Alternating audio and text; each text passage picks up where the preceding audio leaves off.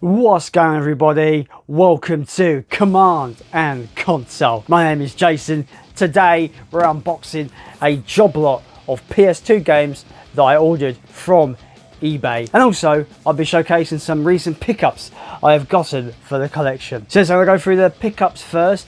These games are not on the created collection lists. They're just games that piqued my interest or I remember owning, and I wanted to add them to the collection. As you remember in the previous video, I picked up a game called Evergrace, which was a really kind of early PS2 From Software title, and I picked up the other title that was there also from Ubisoft and From Software, and that game is called Eternal Ring. This game, from the back screenshots alone, just looks like a more kind of like hardcore Kingsfield. People would say Kingsfield is difficult on its own. This looks like it's taken that idea, taken it to the PS2. This could be considered to be obviously a predecessor to the Dark Souls series. I've heard this game is rock hard and you need all the challenging bones in your body to defeat it. But yeah, looking forward to checking this one out. It's a first-person RPG, and yeah, it's got a ballsy tag on the back. Who said fantasies had to be final? A big dig at Final Fantasy there. But yeah, this one came complete with the manual, which I'm really happy about. I think it was £2.50 in CEX, so I wasn't too bothered about paying that kind of money for this. Next up is a racing game series that is long been dormant, long been dead from Microsoft. It's really a shame because I feel like at least the first three of these games were absolutely bona fide classics in my opinion. Racing titles that need no introduction, I suppose, but I just gave one, I guess. Project Gotham Racing 4. This is the title that I have never played in the series, so it was £1 in CEX, so I thought I will give it a go. From what my understanding from the back anyway, it introduced motorcycles for the first time. So happy to grab this for £1. This is complete in box, however, the disc is mismatched from the case, unfortunately. So unfortunately, I've got this bare bones, boring bundle copy of the game, which is a shame. If I can find this game disc only on eBay for very cheap, I might swap the disc out. But as it stands, this is Project Gotham Racing 4, complete in box, but with a bundle copy disc, which is a bit of a shame. But it's still the full game in my opinion, so I'm not too bothered by that. But it would be nice to have the official like retail disc in there. But the disc is in good nick. I'm sure it'll play fine. But for £1, I had to grab this and give it a shot. Next up is an RPG that has been notoriously covered as one of the worst of all time.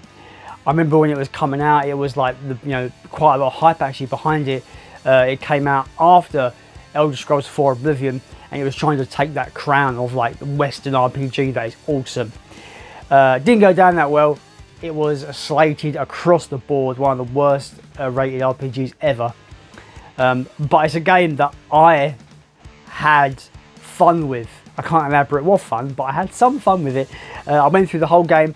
I think this game really does excel in its world building and exploration. I enjoyed that part of it at least. But the game is the infamous Two Worlds. This was £2, so I thought I don't mind adding this to the 360 collection. Two Worlds. I had fun with it, guys. I don't know why. Everything about this game just reeks terrible design. But there's something charming about this game that I just found in it, and it kept me running through the whole game until the end. Really enjoyed this one for what it is. Bear in mind, I didn't play the 360 version. I played the PC version, so that might have added to the enjoyment factor. Maybe it was a better performing version on PC, but I wanted to add it to the 360 collection. Two Worlds by Reality Pump Games.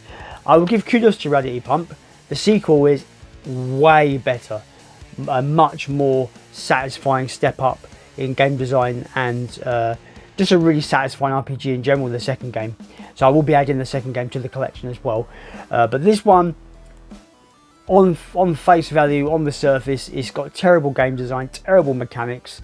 The actual progression is pretty abysmal, but for some reason I enjoyed this one. One thing you've got to learn about me, guys, as this channel is new, is I have a love for these janky games that have way too much ambition that their budget cannot realise, and I just feel like they have some kind of charm, and you can't beat that. I don't think. I think these kind of like AA productions have so much charm that I tend to just enjoy it for what they are rather than what they can be. I understand when people are paying like $60 or, you know, £45 when it came out and then being like, what the fuck is this shit? I understand, but for me, buying this down the road on PC for like nothing, I think what you spend on the game really does affect your judgment and your perspective on it. So me paying nothing on the PC version, actually enjoying myself, and obviously paying nothing for the 360 version, I'm sure this will be fun. Just jump back in and just be like, this game is terrible, but I'm having a great time with it. So that's Two Worlds. I will be getting Two Worlds 2 as well in the collection somewhere. Next up, I've decided, guys, for my collection, that I actually would like to get some of the original Xbox backwards compatibility titles, because I don't plan to get the original Xbox anytime soon. I don't have the room for it. The sad thing about the original Xbox is that it never got a revision, so it's always this massive chunk of plastic you're buying. And it's one of my favourite consoles of all time. I used to have a collection with over 100 games. I used to have a massive original Xbox collection, but I sold it all for some reason or another. I can't remember why. So I've picked up some games that are backwards compatible on the 360 and on the Xbox Series X.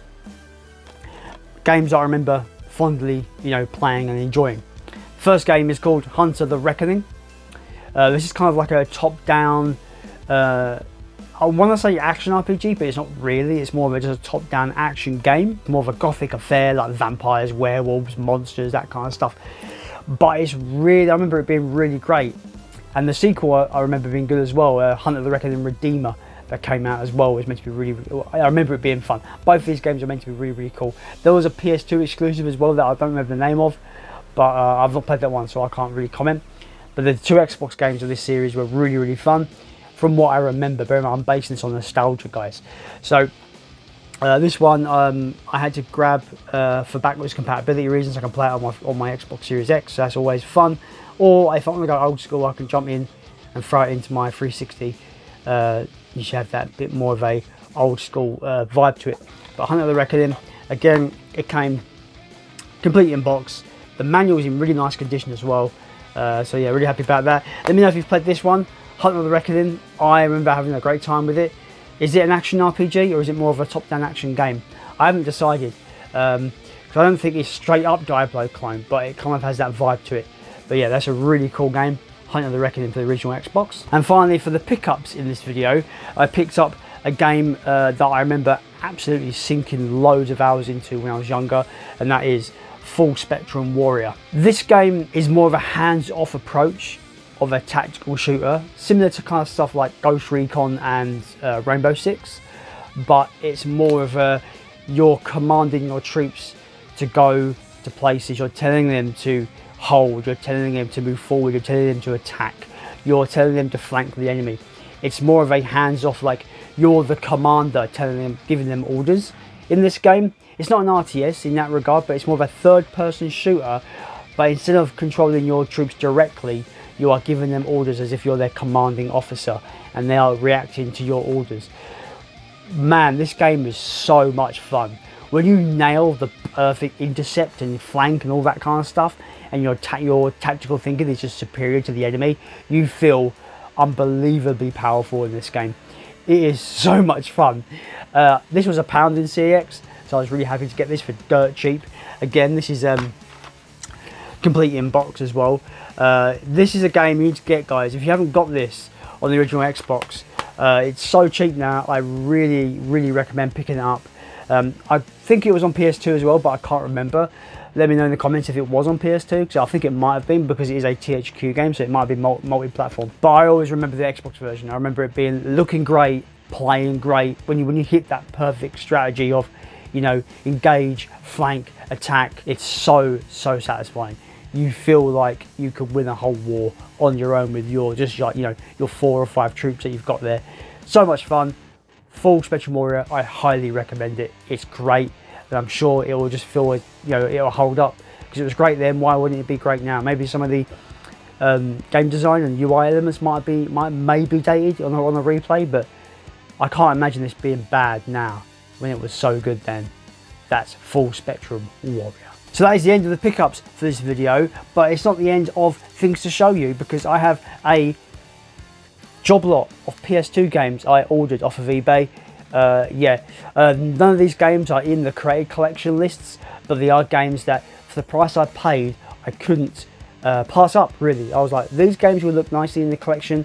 I would like to play some of these. Let's change the camera angle and get on to unboxing this job lot. So our first game in the job lot is the Herbs Sims in the City. This is a game that I wasn't too bothered about. That is really nice there. This is the game I was least bothered about in the job lot. Disc seems to be nice as well. That's complete inbox. Herbs Sims in the City. Next game is the Platinum PS2 version of Madagascar. Again, not too fussed about this one. No manual in here, but the games that are going to be coming up for the price I paid are pretty good. Next up we have Sonic Heroes. Again, no manual, but not too bothered about that. What's the game like? It looks a bit grubby on the front there. It's not too bad. It could be a bit of a clean, but that's not too bad there. So that's Sonic Heroes. Looking forward to giving that a go. I remember playing that when I was a kid. Next up is a copy of Lego Star Wars, the video game. Complete with manual there. Good to see. Always good to see with these job lots.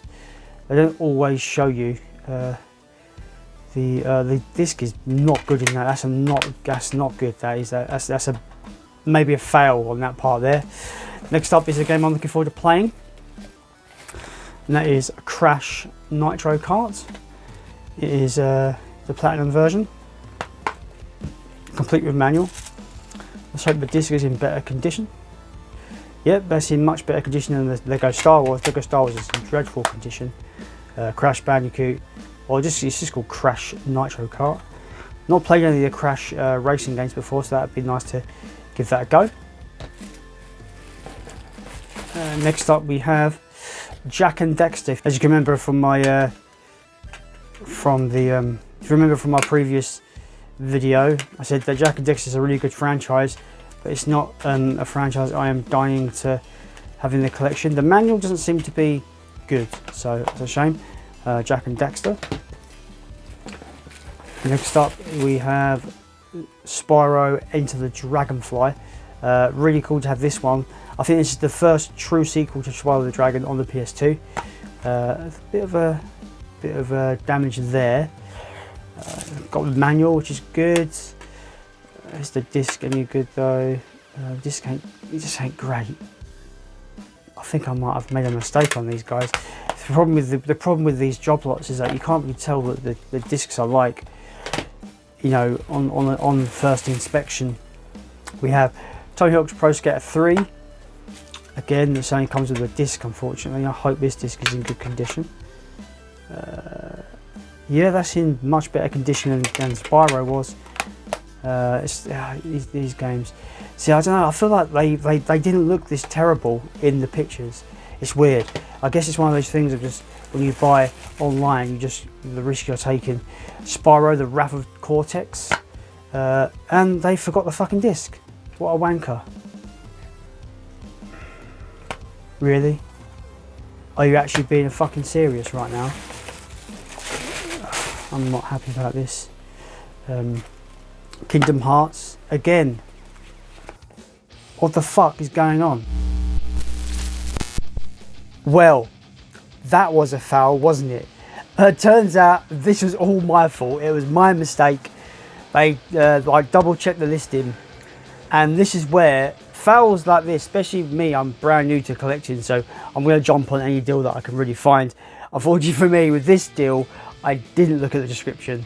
I just went on, boom, put my money in, and I got excited. I just jumped in with an offer and I got it. But for these, I did only pay 10 quid. So I'm not out of pocket too badly. But yeah, in the description it did say games like this pretty much was just the case. No discs, no manual. which is a shame. It did mention that some games were damaged, so Lego Star Wars is in, I don't think it's in salvageable condition at all, so this will probably be binned. I might keep the manual just in case I get this again, but if I can just, if you can just see that on camera, hopefully the game is in terrible condition. But again, this is just a PSA, always read the descriptions for job lots on games, because I've been stung here, but not too terribly, thankfully. So like, you know, Madagascar is fine, condition's fine, it's about a £2 game in CEX. Spyro the Dragon may need a resurface and a clean, but I think it'll be okay. That's still like a £5 game in CEX. Kingdom Hearts is a £5 game in CEX. Yes, it came with no disc, but it got the manual. It's in great condition case-wise, but I think I'll be able to get the Platinum version disc for fairly cheap. So hopefully I'll grab that soon. I have put a offer in for a Platinum Kingdom Hearts disc. So let's hope we can get that for that, because I do want this game in the collection. The Herbs is perfectly fine, the disc is fine. Not a game that I particularly want to play. Sonic Heroes, it's a bit grubby on the front, but the disc I should presume is more than playable.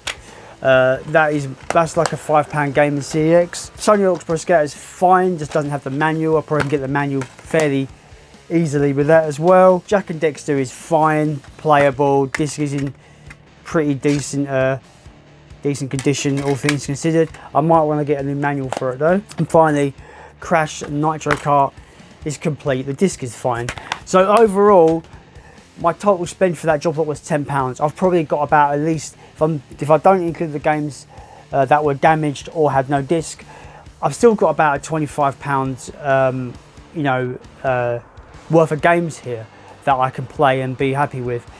This is the thing though, when you're going to buy these big job lots, if they don't say it in the title, look at the description, because you never know when things are going to be like, it's just a case, it's just a disc, there's no manual. Like, you know, I got really annoyed in that footage, me opening the box and showing them out, but that's because I assumed just by face value that I was going to get all these games with the disc. Turns out it wasn't the case. Yeah, don't be a dumb dickhead like me and just buy on impulse, because you're going to be stung. Thankfully, I wasn't stung too badly, and we can, you know, resolve this issue really quickly by getting a cheap disc for Kingdom Hearts, and overall just getting manuals and stuff that we need for the other games. I still think I got a good deal here, regardless of the missing discs and the lack of condition. But like I said, be careful when you order from eBay. That'll be it, guys, for this video. Yeah, it's been a roller coaster video of being seething with anger to actually looking at the brighter side of it and actually finding it kind of funny. I'm a dumb bastard, guys. But anyway, guys, as always, I will see you in the next episode, and as always, let's continue to build a games collection.